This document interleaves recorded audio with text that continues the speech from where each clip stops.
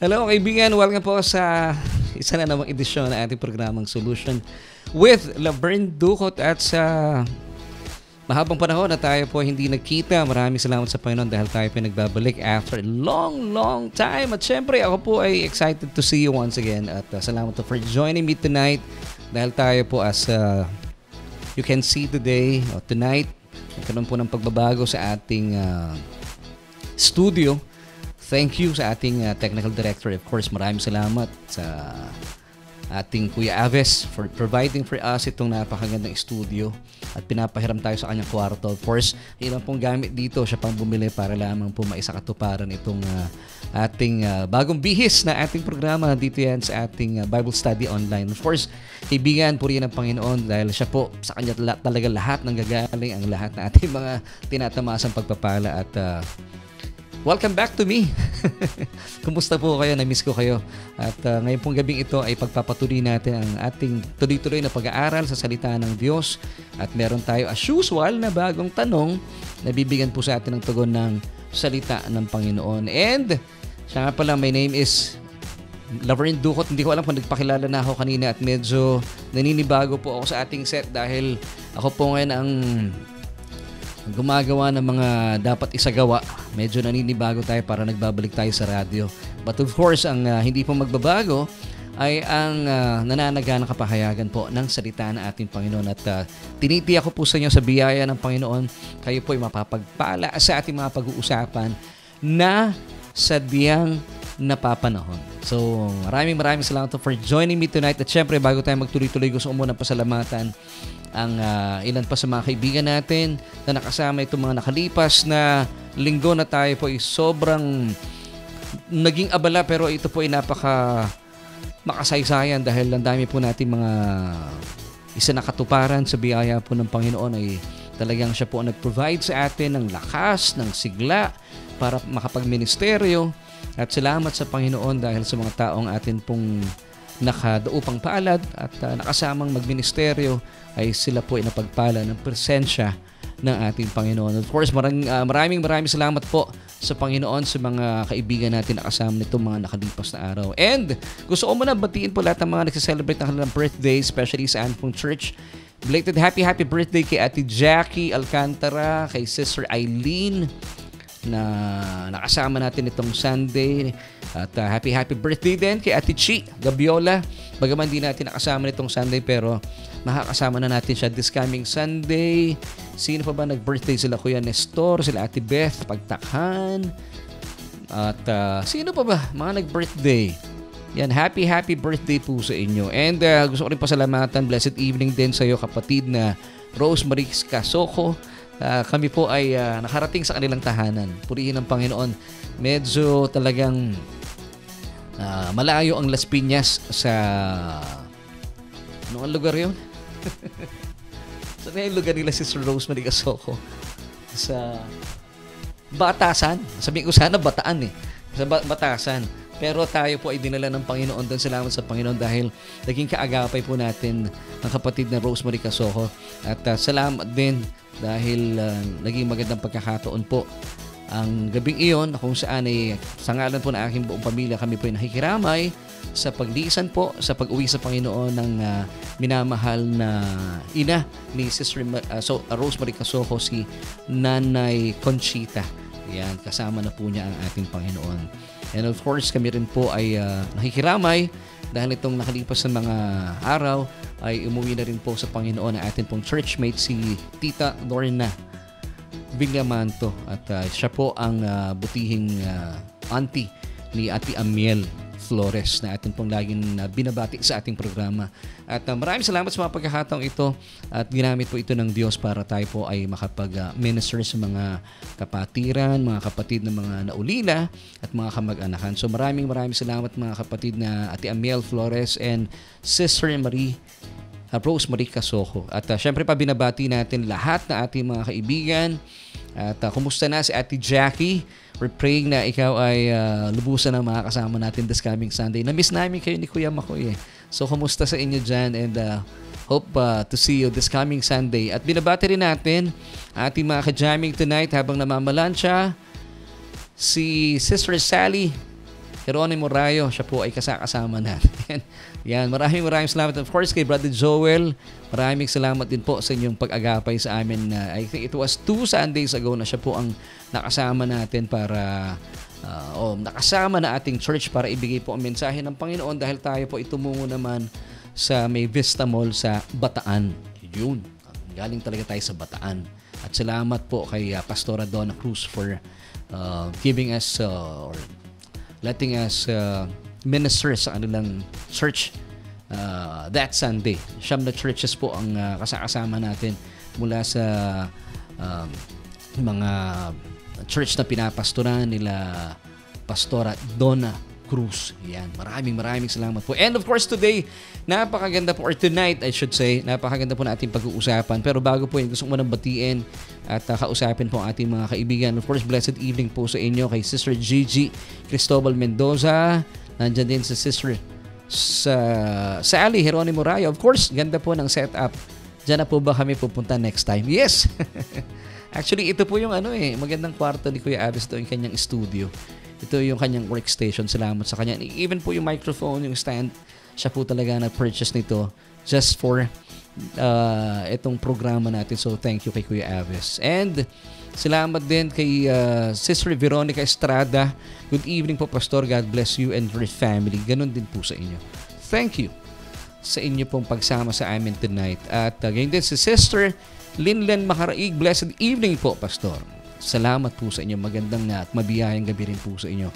Sabi ni Sister Rosemary Casoko na kasama natin tonight. Yes po, he. Thank you po. Thank you din, kapatid. At kay Ate Edsel Cuevas, Blessed Tuesday. Blessed Tuesday din sa'yo, Ate Edsel. Kumusta ka na? Na-miss ka na namin kaagad. At sa lahat ng mga kaibigan natin sa Taytay. Hello. Belated happy birthday kay Nice, yung aming bunso sa Gospel of Grace and Truth Christian Church sa Taytay. Ang bunsong anak nila Ate Andeng at Kuya Alan. Yan, happy birthday, Nice. Ang sarap na aming mga kinain, ang kanilang mga handa nung Sunday. And of course, si Kuya Makoy Alcantara. Miss you, Pastor. Miss you and see you on Sunday. Yan si Kuya Makoy. And Blessed Tuesday po. Kasama natin si Ate Penpen. Alam ko nanunood siya sa atin or nakikinig siya sa atin usually sa Apple or sa Spotify. But tonight, kasama natin si Ate Penpen Damalirio. Dito yan sa ating Facebook page. And good evening po, Pastor. Sabi ni Melvin Katakutan, magandang gabi po sa inyo. At sabi naman ni Ate Jackie, I am healed in Jesus' name. Yes, sabi ni Ate Jackie. And we're claiming it, Ate Jackie, ikaw ay pinagalingan ng Panginoon. Amen. At pinapabati ni Sister Rosemary Casoko si Ate Nancy Casoko. At binabati rin natin yung kanya mga kapatid na talagang umestima po sa amin last, I think it was, anong araw yun? Andun kami Thursday evening kami napunta doon. At salamat sa Panginoon dahil talaga namang ang sarap din po na aming mga kinain that night as we celebrate the life of Nanay Conchita. And kasama rin natin si Ate Sara Flores na na-miss natin nung Sunday. Hello, Ate Sara. Kumusta po kayo? At sa mga kaibigan natin, patuloy po kayong samahan kami. Gaya nila Sister Dolores Santa Ana. Kumusta po kayo? At Sister Juliet Adrada. Good evening din po sa inyo. Kumusta po kayo? At nandyan din si Ate Nenet Pinlac. Mula pa sa UAE si Ate Nenet. Hello, Ate Nenet. Kumusta po kayo? And see you next year. Kayo po ba yung babalik na dito sa Pilipinas next year? So see you soon. Yan. At binabati rin natin. Ilan pa natin mga kasama. Sister Eleonora Magpayo. Good evening din po sa inyo. Hello, good evening din kay Ate Lou Herrero mula sa Laguna, kung hindi ako nagkakamali. And oo nga sabi ni Kuya Makoy, parang parang nasa radyo. Ganda rin yung feeling ko sa radyo nung araw Mas maganda yung tunog. And we're hoping na we're praying din na ito ay tuloy-tuloy na dito. Kasi I think ito na yung bagong setup talaga ng mga nagpo-podcast ngayon. So salamat sa Panginoon. Once again, thank you sa ating technical director kay Kuya Avis, from the mic stand, microphone, lahat ng mga gamit dito. Siya po ang nag-purchase. Salamat sa aking anak na ito. And Sister Juliet Adrada, bakit wala na po kayo sa DZAS? ang sagot po dyan ay tapos na po ang ating kontrata doon. Yan. So, kung kayo po ay na-miss ako sa radyo, well, wala na po tayo doon pero meron tayong sariling programa via Facebook Live at dito po yan sa Solution with Laverne Ducot. Amen. At salamat po sa inyo. Yun. At binabati rin natin sila Erica Gabiola. Ate Chi, good evening sa iyo. Kumusta na? At kay Clelia Kutsyoko. I'm hoping na sila po ikasama natin tonight. Yun. Maraming salamat po sa mga kaibigan natin. Please, kung kayo po ay napapagpala sa ating mga tinatalakay, pinag-uusapan, pinag-aaralan, paki-share yung ating broadcast tonight dahil ito po isa diyang napapanahon at alam kong marami po mapapagpala ng mga kapatiran natin, especially mga kabataan. So kung meron po kayong mga kaibigan, kamag-anakan, na mga nalulungkot at tila nakikitaan nyo na po ng mga signos o mga signs na papunta na sa depression, please paki-share po itong broadcast natin sa kanila nang sa gayon ay sila po ay mapagpala. At kung kayo rin po ay kayo po ay tinatamaan din ng sobrang kalungkutan, takot at mga pag-aalala, pagkabalisa sa hinaharap, para sa inyo po ang programang ito. At syempre pa, tuloy-tuloy lamang po tayo. Dito po yan sa inyong na-miss na programa. Syempre pa, ito po ang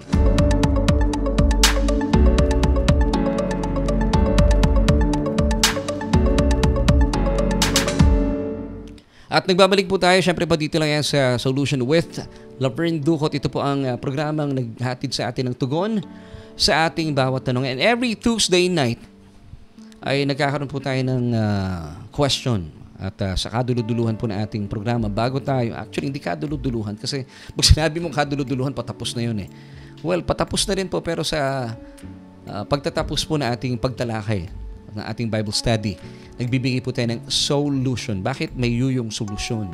Kasi po yung ating soul, yung ating kaluluwa ang naghahanap ng katugunan mula sa ating katanungan. At ang tugon po ay syempre pa, hindi po magmumula sa inyong lingkod. Ito po ay magmumula sa salita mismo ng Panginoon. And tonight, ang ating pong napapanahong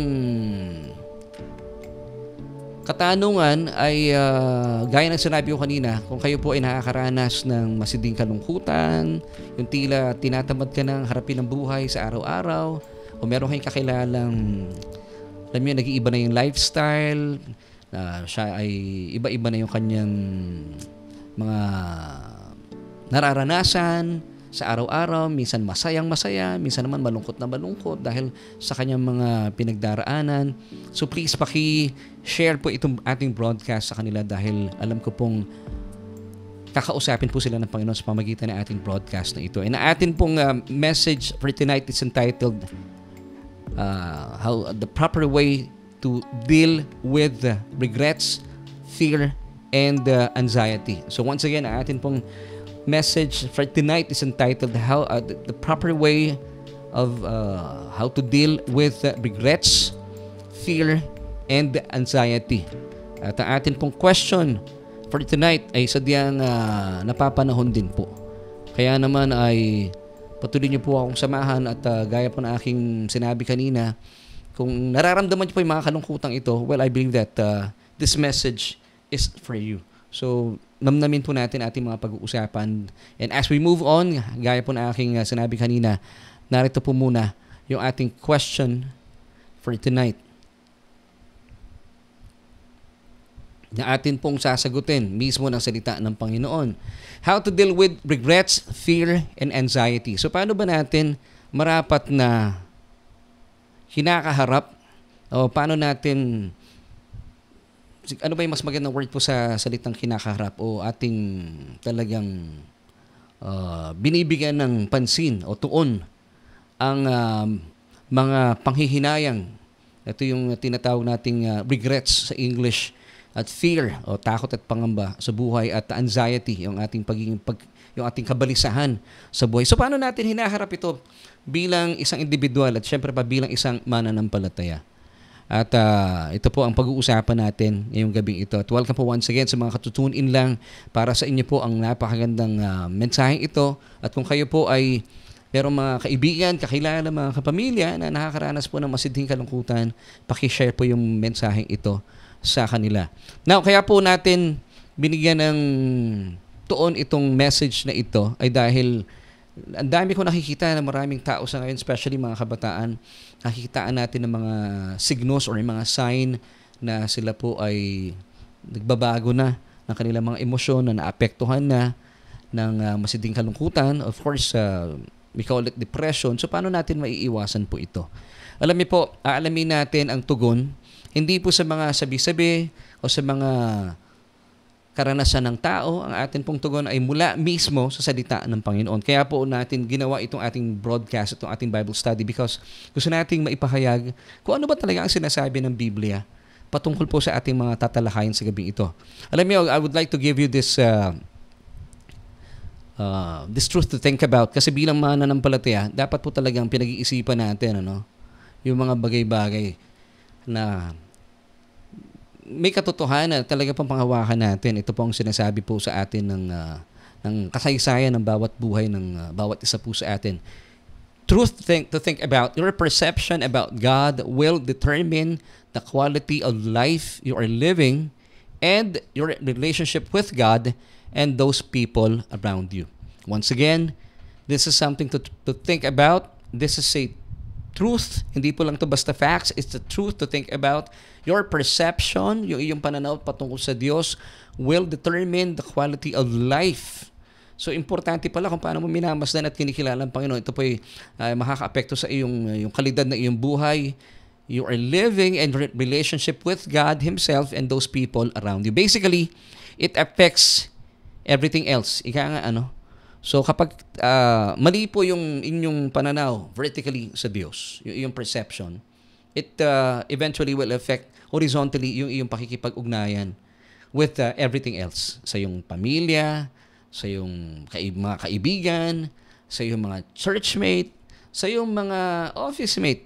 Basically, it affects everything else. Di po ba?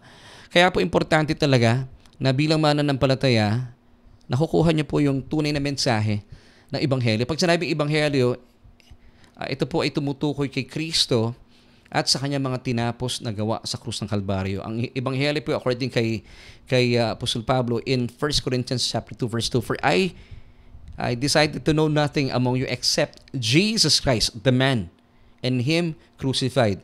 Hindi po gospel yung mga do's and don'ts. Hindi po patungkol sa mga kautusan. Hindi po.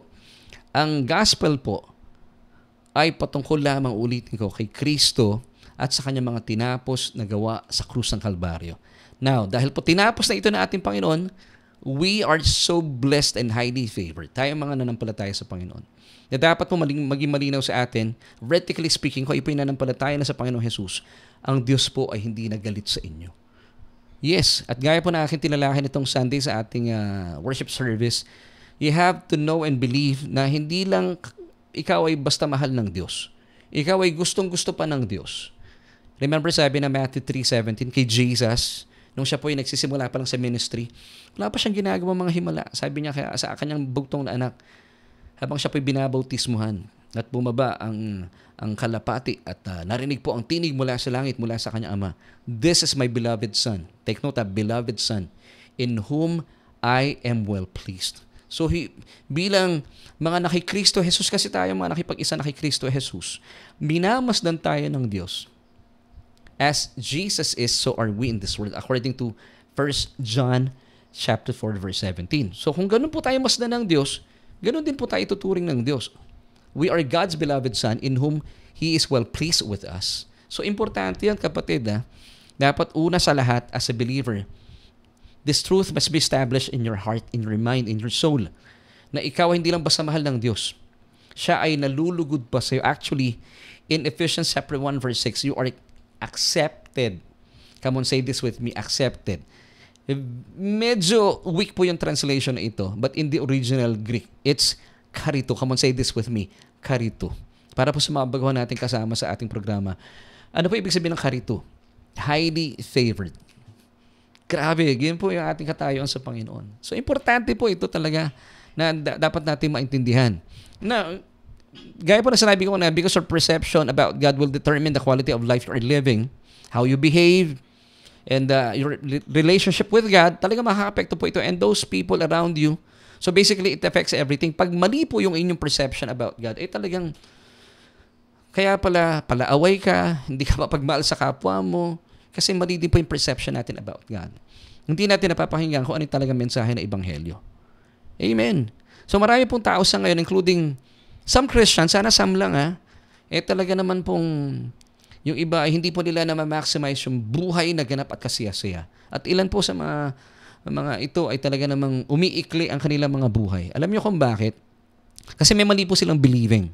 Marami po sa mga kapatid natin sa panahon ngayon, they still believe that life is short. Yung iba nga sinasabi pa, life is too short. Lalong umikli. Alam niyo po kung bakit? Kasi pag binabasa po nila ang Psalm 90 verse 10, bukang bibig po nila talaga na maikli ang buhay. Talaga naman pong pag binasa natin mga talatang ito, sinasabi sa talata ay ang buhay ng tao ay nasa 70 o 70. Ikaw ay mapalad na pag umabot pa ng 80 or 80. Well, nangyayari po talaga ito. Nabasahin natin ang sinasabi ng Psalm 90 verse 10. The days of our lives are 70 years, and if by reason of strength, they are 80 years. Now, alam niyo po ba bakit po ito nasabi ni Moises? Ito po ay Psalm ni Moises. This is true. Bakit tila maiksi lamang po ang buhay?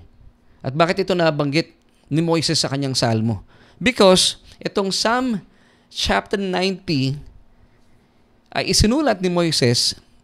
In those days, they were living yung day dito mga kababayan niyang Hudyo, they were living under God's wrath.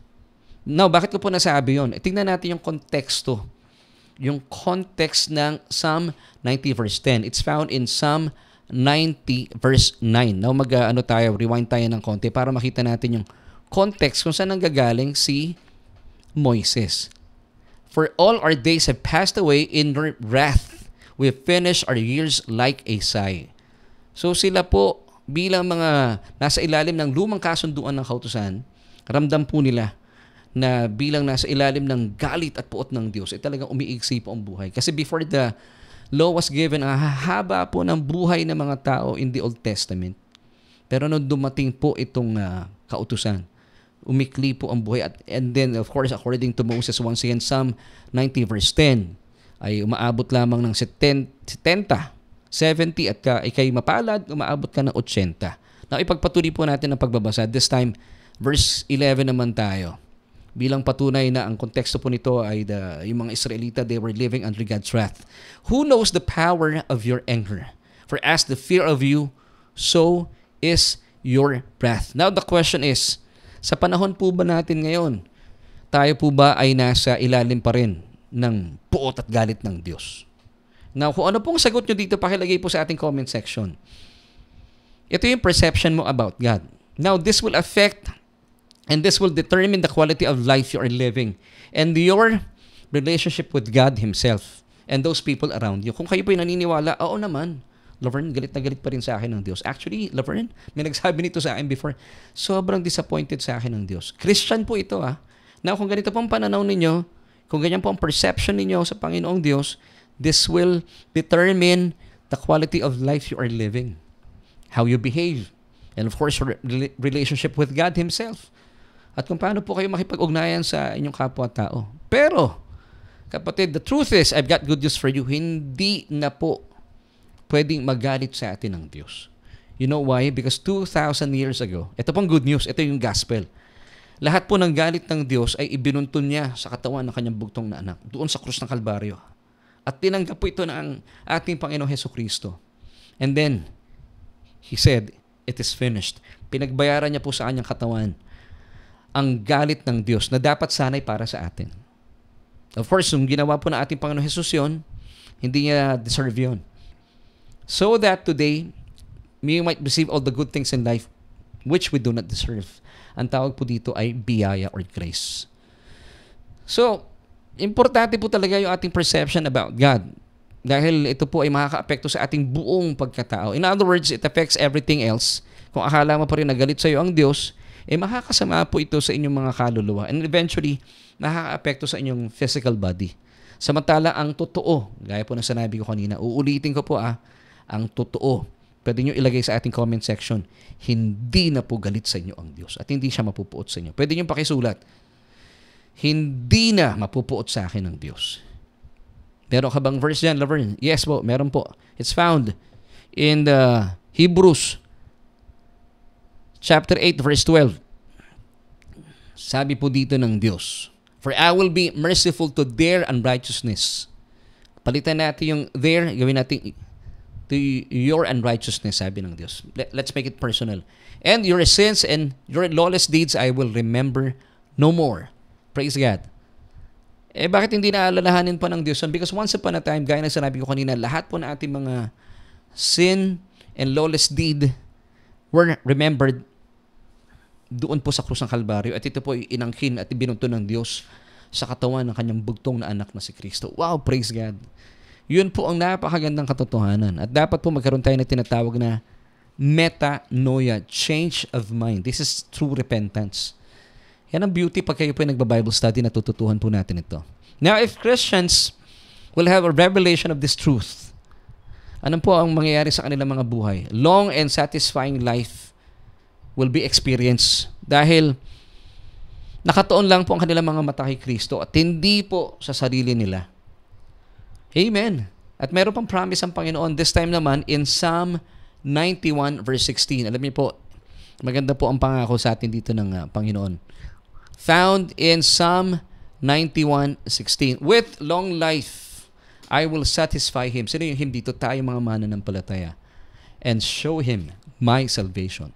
You know the word salvation in this passage, hindi ko lang po nailagay, no? But for those who are following this program, lagi nating sinasabi, in the Hebrew, because the Old Testament is written in Hebrew, yung pong word na salvation dito in Hebrew, it's Yeshua. And who is Yeshua? It's Jesus Himself. Praise God. So, ang sagot sa buhay na ganap at kasiyasiya, or sa context ng Psalm 91 verse 16, long and satisfying life is you just need to put your eyes onto God's salvation. And who is God's salvation? God's Yeshua. Si Jesus. Instead of tingnan mo yung sarili mo or tingnan mo yung mga nangyari sa paligid mo, talagang magkakaroon ka ng maraming regrets, fear, and anxiety. Hindi po healthy yun. At yan po ay nararamdaman sa ating mga kaluluwa. At kapag ito po itinanggap ninyo sa inyong mga kaluluwa, eventually ito po ay magmamanifest sa inyong katawan, sicknesses, diseases, illness, eventually, mapapaaga po ang inyong pag-uwi sa Panginoon. Now, I'll be giving you 3 points para maiwasan po kung kayo po ay nakakaranas ng mga symptoms nito. Nagsisimula kasi bago magkaroon ng depression, meron muna mga regrets, fear, and then anxiety. Para po maiwasan at makita natin, meron bang tugon ang Diyos sa pamamagitan ng kanyang bugtong na anak na si Kristo para hindi na po natin maranasan ito? Well, meron po, and that's good news. So I'll be giving you 3 points para po maiwasan po ito, ma-enjoy natin ang pangako sa atin ng Panginoon. Ano yung pangako sa atin ng Panginoon, Laverne? It's found in John 10 verse 10, yung second part. I am come, sabi ni Jesus, I am come. Present tense. So every time na kailangan mo siya, nandiyan ang Panginoon, I am come that you might have life. That you might dito ay merong potential. So pwedeng meron, pwedeng hindi. It's up to you. That you might have life and that you might have it more abundantly. So nais ng Diyos sa atin, maranasan natin yung word na life doon ay Zoe. Ano yung Zoe? It's the God kind of life. At ang buhay na kagaya ng sa Diyos ay hindi po nadidepress. Walang mga regrets, walang mga fear, walang mga anxiety. So yun ang purpose ng Panginoon, that you might, yung word na might, past tense ng may. So it's up to you kung papaniwalaan natin. Hindi po ito automatic na mararanasan. Nasa sa inyo that you might have it more abundantly. Yung it doon, referring to life. The Zoe life of God. So it's up to you. So may pamamaraan po ang Panginoon sa atin. So I'll be giving you these 3 points. Number 1, you have to think good and you'll feel good. So ito yung number 1 pointer natin, mga kapatid. Kasi importante po maintindihan natin na yun na. Pakitulungan nga ako, kuya. Na importante po maintindihan natin na kung ano po yung laman ng ating isipan, makaka-apekto po ito sa ating kaluluwa. Kasi ang tumitimon po sa ating kaluluwa ay yung ating isip. Kasi yung ating isip is the main faculty of our soul. Remember, ang ating pong isipan ay yung main faculty. At ito po ay kasama sa mga sangkap na ating kaluluwa. Once again, the mind, the emotion, and the will. So ang tumitimon po, pag sinabing tumitimon, yung gumigiya sa ating emosyon, yung ating isip.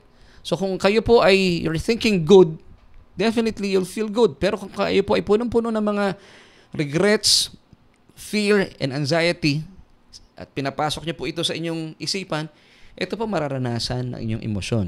Malalaman po natin sa ating sarili if you are battling with regrets, fear, worry, anxiety, and even depression, ito po ay nakabase sa inyong emotions. Because your emotions are indicators of what you are thinking. Hindi po ba? Yung nararamdaman mo sa iyong damdamin, ito ay indicator kung anong iniisip mo eh. Kung kayo po ay puno-puno ng pagmamahal, talagang nag-iisip ka ng mga bagay na nagbibigay sa iyo ng pag-ibig at pagmamahal. Pero kung kayo po ay puno-puno ng galit ang iyong puso, meron kayong iniisip o inaalala mo siguro yung mga taong nanakit sa iyo. So, ang tumitimon po, gaya na sinabi ko kanina, sa ating damdamin ay ating isip. For example, you feel bad because you are thinking bad thoughts. Like, ito sample po ng regrets Kung maibabalik ko lang. Di ba marami tayong mga ganun eh. Kung maibabalik ko lang. Ako yan po yung mga katagang hindi ko na sinasabi. Kasi sa totoo lang, hindi ko naman maibabalik eh. Tapos na yun eh. Pero alam niyo po, meron tayong mga pagkakamali in the past. Hindi natin may pagkakaila yun. Ito na lang iniisip ko. And this is biblical. Marami po sa buhay natin na meron tayong mga regrets. Ito po ay bunga na ating mga maling pagpapasya. Pero sabi ng Biblia, Romans 8:28, but you know that all things work together for good to those who love God. Amen. If we love God, kahit po tayo ang gumawa na ating mga maling pagpapasya at tayo po ay nagkamali, pero yung mga pagkakamaling yan ay gagamitin ng Diyos para sa ating ikabubuti. Kabait ng Diyos. Hindi po ba? Amen. So ito yung lagi nating ginagawa pag tayo pa nag-iisip ng mga nakaraan. Kung maibabalik ko lang, ito ay sample ng regret, panghihinayang. O kaya naman, sample ng fear. Ano naman kaya? Tapos na yung problema ko, sinasabi mo, naku, sigurado ko may susunod na naman. Wala pa man. Inaabangan mo na sa kasalukuyan yung iyong mga kinatatakutan na walang basihan. Yung ikatlo naman, sample po na anxiety o pagkabalisa. Ano na kaya ang mangyayari sa amin sa hinaharap? Pero sa totoo lang, hindi ka pinabayaan ng Panginoon sa kasalukuyan. Pero ang isipan mo, nag-overthink ka na, ano na kaya ang mangyayari sa amin sa hinaharap? Ito po ay sample na anxiety. So, your emotions are reflections of what you are thinking. Ang nasa likod po ng mga masasamang pakiramdam na ito ay ang kalaban. Definitely. Hindi po ang Diyos. Instead na mag-isip po tayo ng mga masasamang bagay, mas mainam po, busugin natin ang ating mga isipan ng mga katotohanang walang makapagpapahiwalay sa atin sa Diyos. Alam niyo, mahal na mahal po tayo ng Panginoong Diyos. Sa totoo lang. Sa totoo lang. Busugin natin.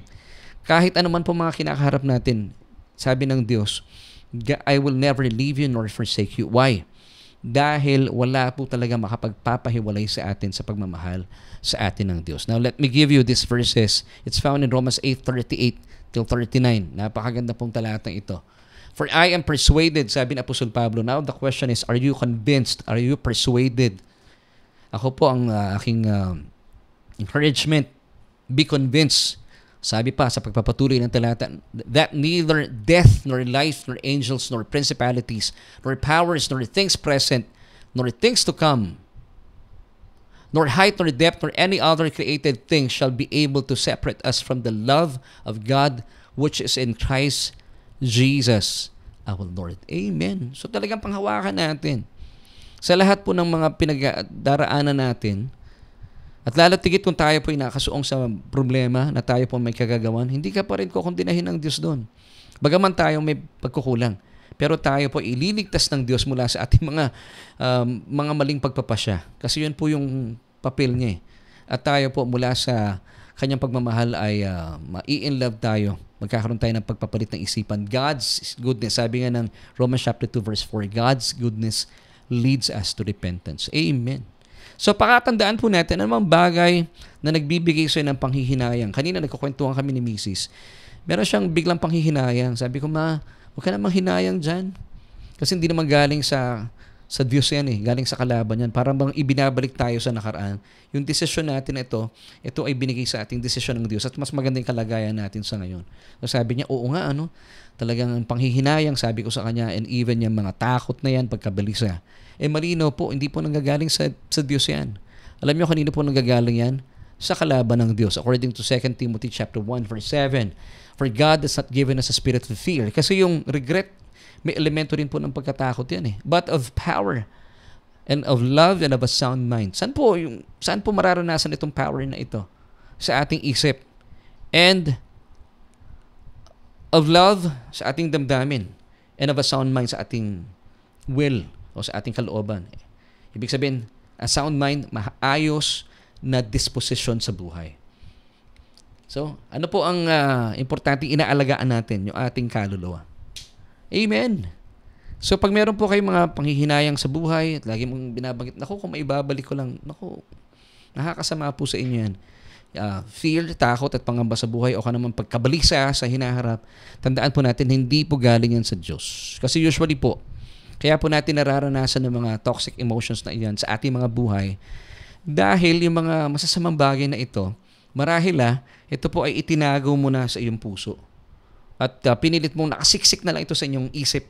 Actually, tinago pala sa isip at siniksik sa isip, bumababa ito sa inyong damdamin. And eventually, bumababa rin sa inyong kalooban. At hindi natin namamalayan kapag yan po inyong inalagaan at naitago ng matagal, isiniksik sa inyong kaluluwa. Kinalinga, kinupkup, kasi nga lagi mong sinasabi, paano yung pagkupkup sa mga panghihinayang takot at saka sa pagkabalisa? Lagi mong sinasabi, kung maibabalik ko lang ang nakaraan. O kaya naman, ano na kaya ang buhay ko ngayon? Ano yun? Fear yun of the present. And ito yung sample anxiety. Paano na yung buhay ko sa inaharap? So ito ay, kung lagi mo sinasabi ang mga phrases na yan, kinakalinga mo, tinaalagaan mo, itong mga toxic emotions na ito. And eventually, pag ito po ipatuloy mo inaalagaan, this could lead to depression. Kaya nga po narito mismo ang paalala sa atin ating Panginoong Jesus. Napakagandang paalala po nito. Found in Matthew chapter 6 verse 31. Ang ganda po nito, magandang paalala. Therefore, take no thought saying, what shall we eat? What shall we drink? Or wherewithal shall we be clothed? So once again, sabi ng first part nung verse, therefore, take no thought. So how do we take it? Paano natin binibili yung mga toxic thoughts na iyan na ibinibigay sa atin ni Satan? Gaya na sinabi ko kanina, hindi po galing sa Diyos yan. So how do we take it? By saying. So kung meron po kayong mga bad thoughts, para hindi na po ito, maipanganak, magkaroon pa ng buhay, huwag nyo nang buksan ang inyong mga labi at sabihin ito. Bawa, may pumasok sa isip mo. Naisip mo na naman yung matagal mo na tinatago. Kung maibabalik ko lang, pag imbes na sabihin mo yan, say the opposite. Lord, hindi ko na maibabalik yun, pero alam kong meron ka mas magandang plano sa buhay ko. Kung meron kayong mga panghihinayang, saluhin mo na kagad ng life words instead of death words. Ikalawa, kung meron kayong mga fear na pumapasok sa isipan mo, sabi ng isip mo, paano na ako ngayon? Sagutin mo, sabi mo, ang Diyos ang bahala sa akin. At hindi niya ako iiwan ni pababayaan man. Di ba? And of course, kung meron kayong mga pagkabalisa, paano na kaya ako sa hinaharap? Sabihin mo sa sarili mo at ideklara mo para marinig ng kalaban. Hindi ako pinabayaan ng Diyos, anong aking ikakatakot. Amen and amen. So, paano mo tatanggapin? How do you take yung masasamang ibinubulong sa'yo ng kalaban? By saying. So, importante po talaga, death and life are in the power of the tongue. So, isanay natin ating mga labi sa pagsasalita ng mga bagay na naayon sa salita ng Panginoon. So, once again, Matthew 6:31, therefore take no thought, saying. So, instead of saying negative or death words, isanay natin ating mga sarili by speaking life words. Amen and amen. So, kung nahiwalay ka sa BF mo, for example, ikaw ay kababaihan. At for the longest time, nag-cheat pala yung lalaki. yung boyfriend mo, tapos nalaman mong may asawa pala. Iwasan mo ng kumanta ng We have the right love at the wrong time. Pag mo na kinakanta yun, talagang hindi po kayo makakawala sa inyong mga regrets. But instead, ay sabi mo, by God's grace, I can move on. Amen and amen. Amen. So that's number 1. Dito na tayo sa ikalawang point natin. Number 2. Kanina, di ba sabi natin, the first one is think good and you'll feel good. Then, ikalawa, do not overthink. Sige nga po, say this with me. Do not overthink. Sa atin pong pagharap sa buhay, sa bawat araw, ang paalala po sa atin ng Panginoon, live one day at a time. Huwag kang uma-advance. Enjoy natin yung ating buhay sa ngayon. In other words, do not overthink. Huwag kang advance, mag-isip. Just live in the now, in the present. Sabi po ng napakagandang paalala sa atin ng Matthew, still with chapter 6, but this time verse 34 na tayo. Therefore, do not worry about tomorrow. For tomorrow will worry about its own things. Sufficient for the day is its own trouble. One time, may nagtanong sa akin, Sunday yun katatapos lang ng church. Sabi niya, Pastor, ang ganda po ng message nyo. Ano pong susunod yung message next Sunday? Sabi ko, wag mo munang isipin yun. Meron pa akong Tuesday. Masyadong advance. O kaya naman minsan po, masyado tayong abala sa hinaharap. Ang problema kasi dito, hindi mo na-enjoy yung kasalukuyan. At yung kasalukuyan, sa English pala, present, yung word present, dalawa pong meaning ng present. Ibig sabihin din ng word na present, gift. So yung ating kasalukuyan, tignan natin siya bilang regalo o kaloob ng Diyos. So pagising mo pa lang sa umaga, pag ikaw ay pagising mo, nakita mo, ang ganda ng paligid mo, o kaya nakakahinga ka ng malalim, that's a gift. Present yun You just have to enjoy it. Huwag mo nang iisipin yung mga magbibigay sa'yo ng stress na hindi pa naman nangyayari. Just enjoy the now. Amen. Kung kaya hindi po nagtatanggungpay ang isang ibang mga mananampalataya sa buhay dahil ang dami ang distractions. Yung bang tipong hindi niya tuloy nakikita yung kasalukuyan kasi nakatingin na siya doon sa hinaharap. For example, meron pong isang karakter sa Biblia na punong-puno ng distractions. Kaya po hindi niya na-enjoy ang presensya ng Panginoon. Ito po ay si Martha. Kilala niyo si Martha. Si Martha po ay talaga namang pagod na pagod sa buhay. Yung kapatid niya kabaligtaran. At tignan po natin ang kasaysayan, nang minsan sila po ay dinalaw ng Panginoon, bakit pagod na pagod si Martha? Samantalang si Mary po ay hindi pagod na pagod. It's found in Luke chapter 10, verses 40 till 41. But Martha was distracted with much serving, and she approached Jesus and said, Lord, do you not care that my sister has left me to serve alone? Therefore tell her to help me. Alam niyo, nagagalit siya sa kapatid niya pero pinapagalitan niya rin dito ang Panginoon. Nakikita niyo pa pag stress ang tao, pati Diyos nadadamay sa kanya. And sabi ng verse 41, Jesus answered and said to Martha, Martha, Martha, you are worried and troubled about many things. So, mga kapatid, sabi ng Panginoon, live one day at a time. Huwag ka masyadong aligaga sa mga bagay na hindi pa naman kailangan. Pagdating po kasi na ating Panginoong Jesus sa bahay nila Martha at saka ni Mary at saka ni Lazarus, luto kagad itong si Martha. Pero ang masama doon, nagluto siya, yung pala gusto niya, tutulungan siya ng isa. Kaya nagagalit siya. Pero maganda po ang ginawa ni Mary. Alam niyo po ang ginawa ni Mary, siya po ay naupo sa paanan ng Panginoon. Nakinig lamang po siya ng mga salitang nagmumula sa labi na ating Panginoong Hesukristo. Now, nakaligtaan po natin yung ginawa ni Mary na isaalang-alang po natin sa ating mga buhay-buhay. Kaya po maraming taong ngayon, pag kayo po'y abalang-abala, may paalala po dito ang Panginoon. Isang bagay lang. Sa maraming ginagawa natin sa araw-araw, ito pa yung na-miss natin. At ito rin po yung na-miss ni Martha. Now, sa pagpapatuloy, balikan po natin yung kasaysayan. This time sa verse 42 na tayo, still with Luke chapter 10. But one thing is needed, sabi na ating Panginoon Hesukristo, and Mary has chosen that good part which will not be taken away from her. Isipin mo, sa dinami-dami ng ginawa ni Martha, na-miss niya yung one thing na iyon. Na isinaalang-alang ng kanyang kapatid na si Mary. Pagdating ng Panginoon, ang gusto pala ng Panginoon, pagdating niya, o pag dumarating siya sa inyong tahanan, talagang wag po natin kakaligtaan yung one thing na ito, which is very needful. Wag mo nang gawin yung iba, wag ka na magpagod, sabi ng Panginoon. You just have to do this one thing. Kasi sabi niya kay Martha, you are so worried and troubled about many things. Ayaw ng Panginoon yun. Gusto ng Panginoon, you just have to do this one thing that is needful. At sabi ng Panginoon, and Mary has chosen this part which will not be taken away from her. Now, ang question, ano itong one thing na ito na pangkaraniwan ay nakakaligtaan ng marami po sa ating mga mananampalataya? Kaya po tayo nabubugbog ng mga regrets, fear, and anxiety. You know, what is this one thing that is needful? Yung umupo sa piling ng Panginoon, makinig na kanyang salita. Sa panahon natin ngayon, paano natin gagawin yun? You just have to you need to have a regular Bible study. You need to have a local church. At dapat po, kung may panahon kayo nanonood ng teleserye, wala akong problema sa teleserye, pero dapat po ang priority natin salita ng Panginoon. Nagagawa ng maraming tao, maraming bagay, pero we miss this one thing that is needful, and that is to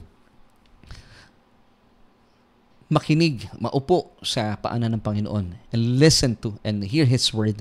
Now, yung pag-upo, it's a posture of rest. Kaya si Martha, pagod na pagod eh. So nakita niyo po, napakabait ng Panginoon. Itong isang bagay lang, tuloy natin, dito tayo, balik tayo sa Luke chapter 10, verse 38 and 39. Rewind tayo ng kaunti. Now it happened as they went that Jesus entered a certain village, and a certain woman named Martha welcomed him into her house. And she had a sister called Mary who also sat at Jesus' feet and heard His word. So yun po yung one thing na gusto ng Panginoon sa atin. Mahirap po ba yun na umupo na lang? Di ba napakadali? Yung mga dali, ginagawa nating mahirap eh. Alam niyo po sa panahon natin ngayon, ang Panginoon na po pumupunta sa inyong mga tahanan. Sa sobrang busy po ng Metro Manila at even po sa ibang mga probinsya. Nung araw, nung bata-bata ako, alam ko pag Wednesday or Thursday or Tuesday, meron kaming midweek service, nagagawa pa po yun. Yung mga mami ko at mga kaibigan niya, nakaka-attend pa kami ng midweek service. Pero today, alam natin, napaka-traffic at mahirap ng dumalo sa midweek service. Pinupuntahan na po kayo ng Panginoon sa inyong mga tahanan through Bible study online, kagaya po nito. So, wag po natin i-miss po ito. This is the one thing that's needful, sabi ng Panginoon, which will not be taken away from you. So wag po tayo magpaka-Martha. Magpaka-Mary po tayo. Amen and amen. So once again, paalala po sa atin ng Panginoon, put away the distractions. Meron tayong panahon makinig ng mga balitang nagbibigay sa atin ng galit. Kung nagagalit po kayo, wag niyo papanoorin yan. Meron tayong panahon para manood ng balita, ng mga teleserye, pero isama natin sa schedule natin. Actually, gawin nating priority. You have to listen to the word of Christ. Ito yung one thing that is needful, sabi ng ating Panginoon mismo. So that, hindi na po natin maranasan itong mga regrets na ito, fear and anxiety that could lead to depression. Amen. So, i-prioritize po natin ang salita ng Panginoon sa pamagitan po ng pag-upo sa paanan ng ating Panginoon at makinig na kanyang mga aral. So, let's define itong tatlong words na ating pinag-uusapan. Regret, fear, and anxiety. At makita natin kung ano po yung kaibahan nila sa isa't isa. Yun pong first word natin ay regret. Ano ibig sabihin ng regret? A feeling of sadness, repentance, or disappointment over something that has happened or been done. So ibig sabihin, ito po ay tapos na. Panghihinayang sa Tagalog. Fear, takot o pangamba, an emotional reaction to a specific real danger. Ito ay pagharap sa kasalukuyan. At ito naman pong anxiety, an excessive and unfocused fear that may be triggered by a variety of stimuli. So, ibig sabihin, ang mahirap dito, natatakot ka sa hindi mo pa alam. Fear of the unknown. Mahirap yun. Now, tingnan natin yung para maintindihan natin itong mga emotional reactions na ito, nasaan po yung focus para maintindihan natin ang buhay-buhay. Yung emotional reactions, number 1, gaya na pinag-usapan natin, yung regret, ang focus nito ay sa past, gaya nung nakita natin, nabasa nating definition kanina. Yung fear naman, present. And of course, yung anxiety ay future. So mga kaibigan at mga kapatid, kung nararanasan niyo po ito, hindi po ito healthy bilang mga mananampalataya. Hindi po kalooban ito ng Diyos para sa atin. Amen. At sa pagpapatuloy, mga kapatid, dapat po ay inaalam natin kung ano bang sinasabi talaga sa atin ng salita ng Panginoon. I'll be giving you itong napakagandang talata found in Hebrews chapter 11 verse 1. Now faith is the substance of things hoped for, the evidence of things not seen. Now if you've noticed, yung pong word na faith dito ay sinasandwich ng dalawang words. Now, faith is. Sandwich po yung faith ng now at saka is. Ano ibig sabihin ng revelation ng Laverne? So, ibig sabihin, kung binibigyan mo ng kahalagahan yung buhay mo sa now, wala ka na sa past, wala ka din masyado sa future. Wala ka sa future, dito ka lang sa now.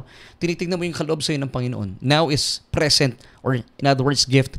You are living in the realm of faith. Wow! Yun ang revelation.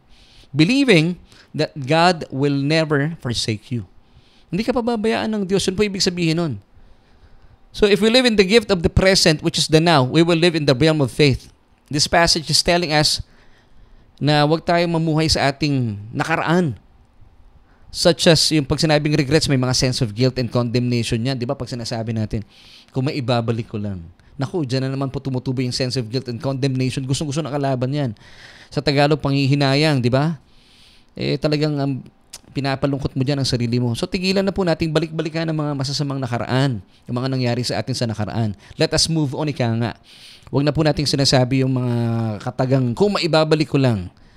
Napakaganda pong paalala sa atin to ng Panginoon. So if you live your life full of regrets, fear, and anxiety, you will never enjoy life because you are not living in the now or in the present. Ang ganda, ang daming regalo ng Panginoon na nami-miss out niyo po yan.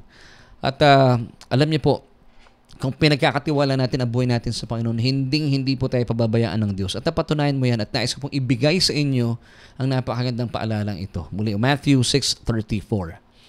Do not worry about tomorrow, for tomorrow will worry about its own things. Sufficient for the day is its own trouble. Amen. And Psalm 46 verse 1, God is our refuge and strength, a very present help in trouble. Amen and amen. Hindi tayo pababayaan ng Panginoon. Yung po mapapanghawakan natin. Now, dito na tayo sa ikatlo. No? Yung ikatlo natin is napaka-importante. So, balikan natin. Quick review. Number 1, think good and you'll feel good. Then, do not overthink. And then yung pangatlo po, importante ito Never leave the church that teaches true gospel. Nako, nagkamali tayo dito, true. Anak, mamaya palitan natin ng ito. Yan, true gospel. Hindi po true yan, true gospel. Bakit importante po? Kasi marami po mga mananampalataya so napapansin ko, pag nagkakaroon ng problema sa buhay, yun pa yung pagkakataon na iniiwanan nila yung church. Dapat hindi po. One time, meron pong lumapit sa akin membro. Sabi niya sa akin, hindi daw muna po siya mag-church. Sabi niya, Pastor, hindi muna ako mag-church. And then sabi ko sa kanya, bakit ka magpapahinga sa pag-attend ng church? Hindi mo ba alam na ang kalaban si Satanas ay working 24/7 para magnakaw, pumatay, at manira ng buhay? And then sabi niya sa akin, o sige po, Pastor, hindi na ako magpapahinga, magtutuloy-tuloy na lang ako sa church. Importante po na talagang never leave the church, especially pag nagtuturo po ng totoong mensahe ng Ebanghelyo. Kasi po, marami tayong matututuhan sa loob ng church. And, bilang patunay po sa aking sinasabi kanina pa, mga kapatid, ang kalaban, nariyan siya, sabi ng John 10 verse 10, para magnakaw, pumatay at manira ng buhay. So, importante po na maintindihan natin ito. So, never leave your church.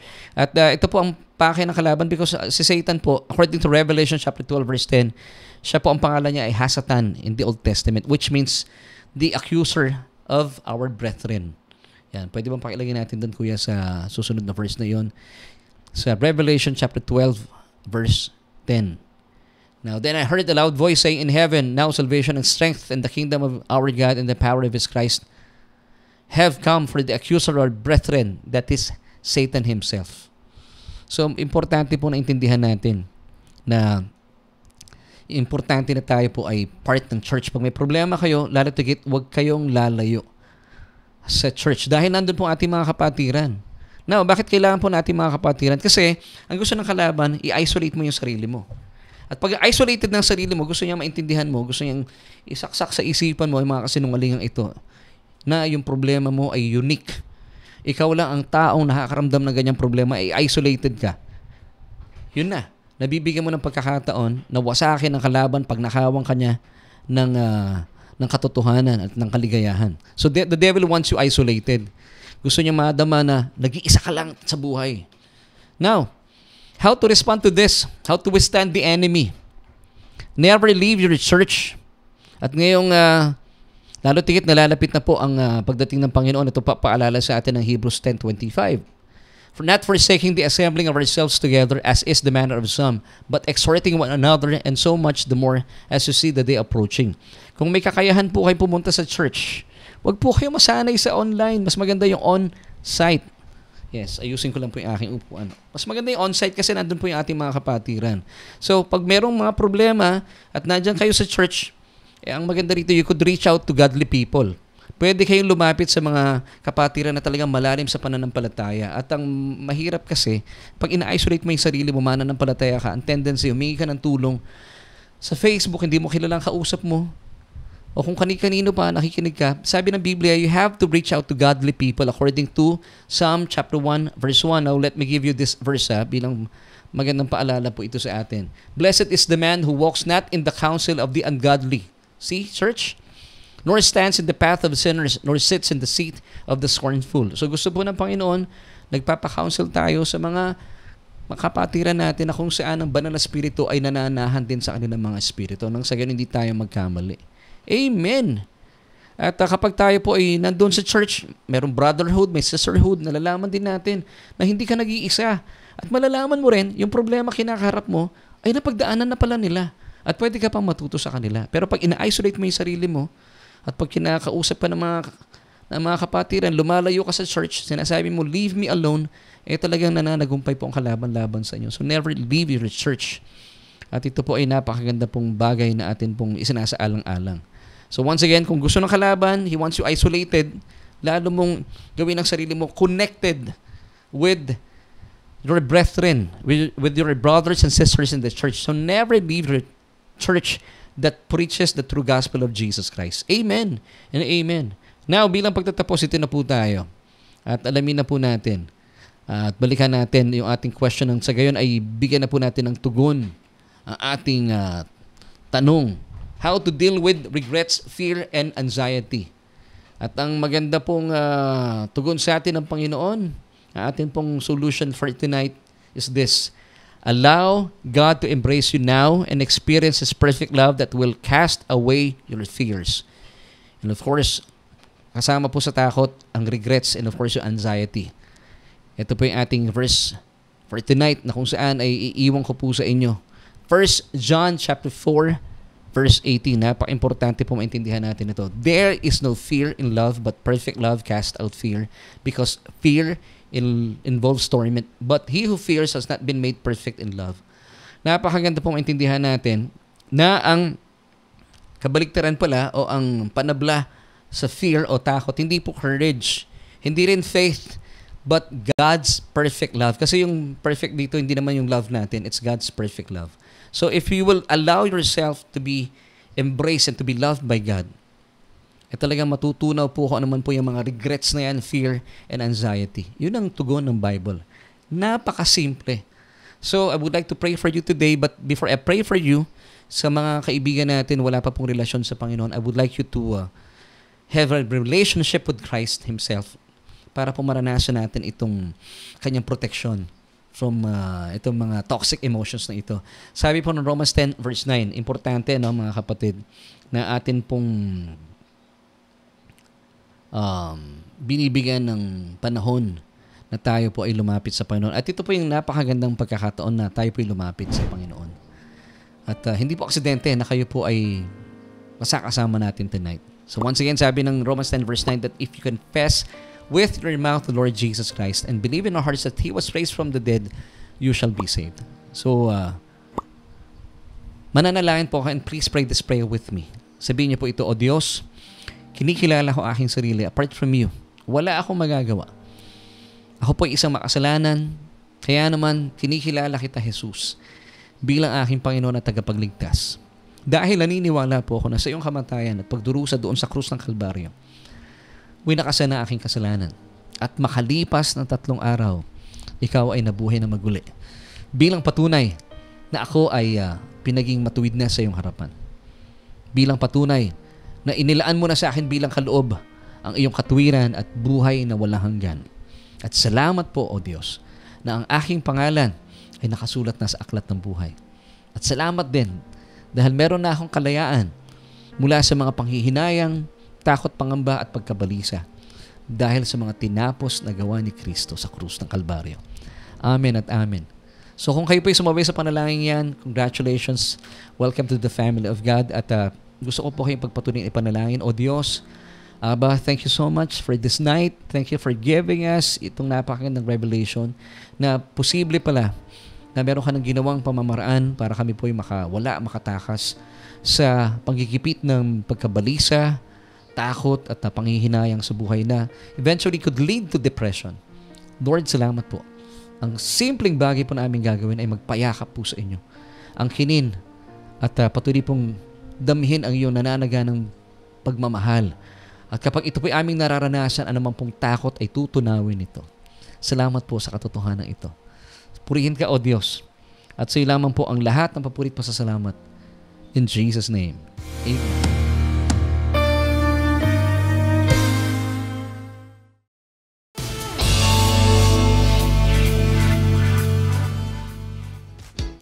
Yes, maraming salamat kaibigan for joining me. It's already 8:34. Ang bilis ng oras, no? Medyo napahaba tayo. Naninibago ko sa aking mga pinipindot dito sa workstation ni Kuya Aves. And once again, thank you po for joining me tonight. At maraming salamat po sa mga kasama natin. At gusto kong balikan itong mga kaibigan natin na nakasama natin. Si Brother Darwin Tagaras. Thank you po for joining me tonight. Sister Gigi Cristobal Mendoza. Maraming salamat po. Sister Medi Remo. Si Nanay Medi. Parang na-miss namin kayo, Nanay, yung Sunday. Of course, maraming salamat kay Ate Hermie Bondok. Naku, salamat, Ate Hermie, sa napakasarap na seafood na binigay mo sa amin. And we hope to see you once again. Amen and amen. Sister Maria Dolores Santa Ana, maraming salamat po sa inyo. And we hope to see you soon. Good evening din po kay Teacher Nelly na kasama natin tonight. And then kay Sister Maylene de la Cruz Gale. Thank you po at kayo po yung nakasama namin. Si Ate Jackie Alcantara. Nandiyan din of course si Sister Catherine J.B. Dizon. Brother Fidel Gabiola na hindi talaga lumiliban. Bro, see you on Sunday. Miss na po namin kayo. Sarah Flores Lamo. Miss na rin natin si Ate Sarah. And Sister Joanna Salenga Larombe. Maraming salamat for joining me tonight. Kayo din kay Adverse. Good evening po, Pastor. Magandang gabi rin po sa inyo. Sister Yang Gonzalez. Kasama rin natin si Ate Lu Herrero. Kumusta po kayo? And Nanay Carmelita Mendoza Hanoras. Magandang gabi po sa inyo, Nanay. And Jeffrey Biasco Tejada mula sa UAE. Yan, maraming salamat for joining me tonight. Sister Imelda Ramos. Sister Corazon Bondok. Sister Imelda. Ayun nga, Sister Imelda Ramos. Sister Linden Makaraig. Ate Erica Gabiola. Happy birthday once again. Birthday niya, November 25, kung di ako nagkakamali Sister Lynn Noche mula sa, saan ba si Sister Lynn? Alam ko ibang bansa Brother Ernie Herrera Kapunitan. And of course, at Edsel Cueva, salamat din sa'yo, Ate Edsel. Kumusta kay Kuya Ver? Kay Sister Maylene de la Cruz Gale, si Kuya Andy Magalong at kay Ate Edna. Good evening po sa inyo. Kay Brother Daloy Gnosis, kay Sister Maylene Force Petalino Magade. Binabati ko rin si Kuya Vincent. Nanonood pala lagi si Kuya Vincent. Of course, si Sister Sally Geronimo Rayo. Miss na po namin kayo. Sana po makasama na namin kayo this Sunday. Sabi niya, thank you po for the timely message. Salamat din po. Honor and glory to God. Thank you po, Pastor Laverne. Sabi ni Sister Lu Herrero. And dami natin kasama tonight. Please po, kung kayo po yung napagpala, share po yung ating broadcast sa inyong mga kaibigan, kakilala at lalo tigit sa inyong mga kapamilya dahil ang dami talagang nadidepress po sa ngayon Pero napakaganda po at napakasimple ng pamamaraan ng Diyos, no? para po mawala ang anumang fears na ito kasi takot din po yung regrets and even yung anxiety. Tayo po'y magpayakap at angkinin po ang mayamang pagmamahal sa atin ng Diyos. Amen. Sister Morena Legisma Silapan, maraming salamat po. Magandang gabi rin po sa inyo. Amen. And yun, si Badover Lawrence Cuevas, salamat po sa mensahe ng biyaya sa Diyos ang papuri. Amen. Thank you po, Pastor, sa magandang mensahe, sabi ni Kuya Alan Laksina Siruhano. And Ate Nika and Kuya Jason, magandang gabi po sa inyo. Sister Tessa Dinela Estanislao, sa Diyos din po ang papuri. Brother Amando QC. And of course, Sister Norma Vitales. Amen. Thank you po, Pastor Lord. Maraming salamat po. At sa mga hindi natin nabati, maraming salamat po. Please, pakishare yung ating broadcast at dito na po tayo magpapaalam. At sa ngalan po ng aking buong pamilya, nais ko pong iwan sa inyo. Of course, with Kuya Aves, ang ating technical director, ang 3 John, chapter 1, verse 2. Beloved, I wish above all things that you may prosper and be in health just as your soul prospers. Bye!